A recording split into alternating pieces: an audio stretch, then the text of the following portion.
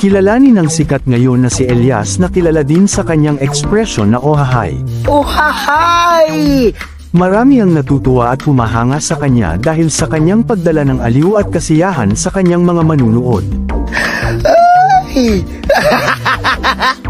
Si Elias ay galing sa North Cotabato at isang miyembro ng tribo Manobo.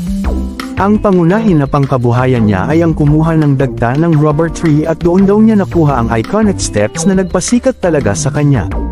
Dali na magikuha sa mga nungatan ha. I-example na ko. Hantod nga paubos. Niya, mag-anak mo ko kay magpasalod ko ni nga ni, magbutang ugi nga ni. Anak mo nang ikon ako.